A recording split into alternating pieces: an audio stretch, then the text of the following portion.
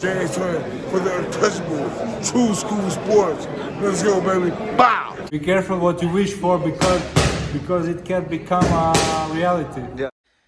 The untouchable True School Sports Empire proudly presents something the boxing games are missing. Hey, what's going on? It's your boy BT. I came here to talk some boxing with the thousands of True School Sports subscribers. All right, so I had to come on here right quick and get my thoughts on Deontay Wilder in his recent comeback fight out there in Wichita, Kansas, of all places. You know, not a hotbed for boxing, but hey, the man's got to do what a man's got to do. He had a fight a couple of days ago against heavyweight journeyman Tyrell Herndon. You know, Tyrell Herndon's been in there with guys like F.A. Jagba, Richard Torres Jr. So this fight was, in fact, a tune-up fight. It was, in fact, a showcase fight. It was, in fact, an opportunity for Deontay Wilder to knock the cobwebs off, knock the ring rust off, and maybe work on some new things, some new ideas, implement some new philosophies into his skill set, because, you know, he's not with Malik Scott anymore. He's far removed from his days with Mark Breland. He's now being trained under the watchful eye of Don House, who I do know has been part of the team, but didn't have a lead role with the team. So Don House, who's been in boxing forever, seemingly, he's been in boxing for a long time.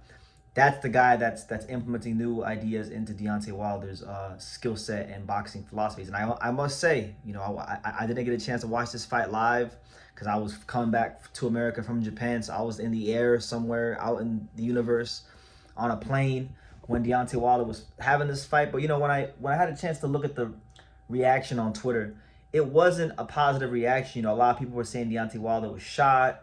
A lot of people were saying he didn't look good, that he was lethargic, that he was slow. And so I just got done watching it. And when I turned the fight on, I expected to see, you know, something very, very compromised, something very, very unencouraging.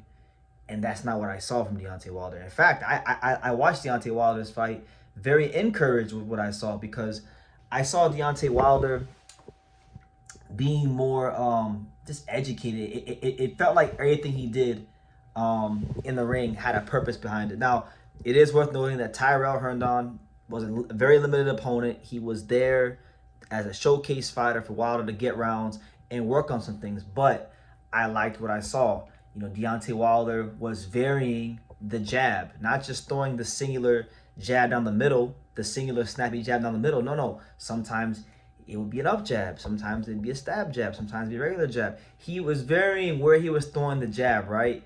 But then when he wasn't fully committing to his punches off of the jab, he was using the lead left hand to probe and set up openings for the right hand. Something that Deontay Wilder really didn't do a lot of, even when he was champion. So it seemed like everything he did from an offensive standpoint had, it was fluid, it was purposeful, it had intent.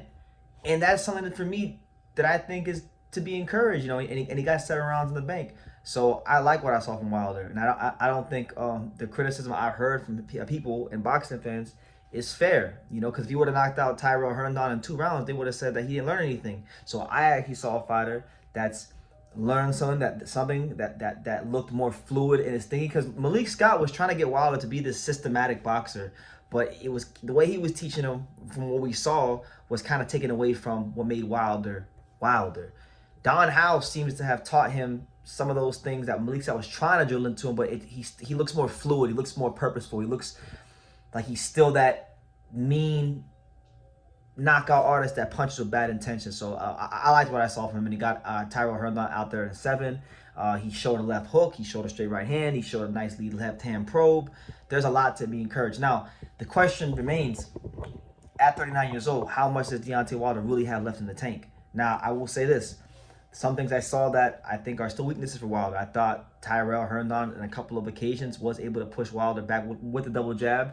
And I didn't like some of Deontay Wilder's reactions to the handful of shots that were thrown his way from Tyrell Herndon. So I think defensively, he still has to clean some things up. But that's why you have a team. That's why you go to the gym. And that's why you drill these things. So, look, I think boxing is better with Deontay Wilder in it than without it. You know, time and just, I guess, experience for me has given me a much greater appreciation for Deontay Wilder. Because, you know, back in the day, YouTube was a toxic place with a lot of people in the LDBC. I feel like misrepresented Deontay Wilder, so it made you want to see Wilder not do well. You know, back in the day, like 5 years ago, 6 years ago. But he's always been exciting. He's literally the only American heavyweight of the last 10 years that's been worth a damn, if we're just being honest.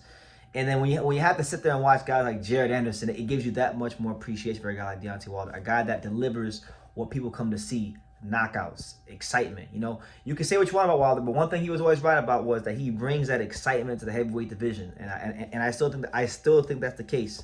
So how much does he have left? I think he still got something left. We'll learn more as he fights fighters with more offensive firepower. But look, his team and himself have stated that they have a plan, that they have offers for big fights, but they're not worried about those big fights right now. They have a plan because they want to implement new ideas, new philosophies, and I'm okay with that. You know, according to Tay Jones, shout out to Tay Jones. You know, he's part of the Wilder team, and he does follow me on Twitter. Shout out to him. Tay Jones has mentioned that he said phase 2 South Korea, so it sounds like that Wilder will be fighting his second fight of this comeback in South Korea. I don't know against who. Maybe you guys know. I don't. But whoever it is, it's a good thing that Wilder is going to go stay active, get rounds, and continue to implement these new ideas. Because I think, you know, if Wilder can continue to master pinning fighters with the left hand, probing with that lead left hand, setting up the right hand, being purposeful with setting up that right hand, you know, I think he can still be a very, very dangerous opponent for guys in the heavyweight division. I mean, listen, this ain't flyweight, this ain't featherweight. This is the big boy, grown man division. So there's always that one punch factor in the heavyweight division, and I think that, you know, ultimately, look, I'm not asking Deontay Wilder to go fight Moses Itauma. I'm not asking Wilder to go fight, you know, Daniel Dubois. But I think it's fair to ask Wilder if he's going to stay in boxing and if he's going to look for that one last big fight. I think that one last big fight has to be the one big fight that was never delivered to us when these guys are both undefeated and they both had titles, and that's Deontay Wilder versus Anthony Joshua. I think the focus for his team should be, how do we get Wilder to be a more structured, destructive boxer puncher? You know, how does he become that? You know, how does he become that educated, structured boxer puncher? How do you harness that raw aggression into something that's more educated, more mature, more refined? I think that's the happy medium for Wilder, and I think this fight was a good building block towards that. I saw a lot of good building blocks in this fight, and you know, if he keeps doing that, I would love to see how it translates against a guy like Joshua. You know, Joshua has always been vulnerable. He's always had a suspect chin. He's been stopped. You know, he's already been stopped, and he's had the brakes beaten off of him a couple times already in his career. So it's not like we're not talking about Joe Louis here. We're not talking about, you know, George Foreman or anything like that. We're talking about a very vulnerable, beatable heavyweight here, Anthony Joshua. And at this stage of their career, I think a more educated, more refined Deontay Wilder would have a great chance to, you know, put the exclamation point on his career and defeat Anthony Joshua. So I love what I saw. And, you know, for however long Deontay Wilder has left in boxing, I'm going to enjoy every step of the way because, you know, he's been really exciting for boxing, particularly American heavyweight boxing.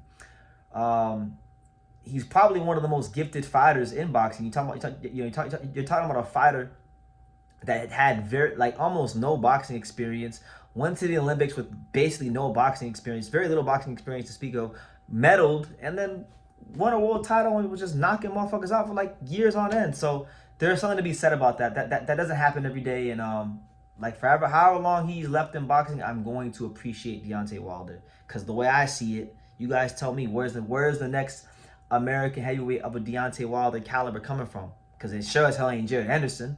And, you know, Richard Torres may be something, but he ain't going to be the destructive KO artist that Deontay Wilder was. So look, I'm going to appreciate him.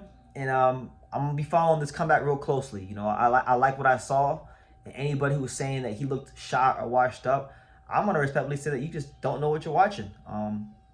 I thought he was a lot more educated and more purposeful than he's been in a very, very long time. Maybe even ever, you know. I'm not going crazy because of who he fought, but, you know, it's a good building block. So what did you guys think? What did you guys think about Deontay Wilder's fight against Tyrell Herndon? And yeah, What do you guys think about his comeback? Leave your comments down below. Make sure you guys take the time to subscribe. And like I say in every single one of these videos, you can love me or you can hate me, but I'm just a kid from Dania. So until next time, take care, guys. Thank you for watching another video on The Untouchable True School Sports Empire. For more great boxing content just like this, make sure you guys stay tuned and subscribe. You won't be disappointed.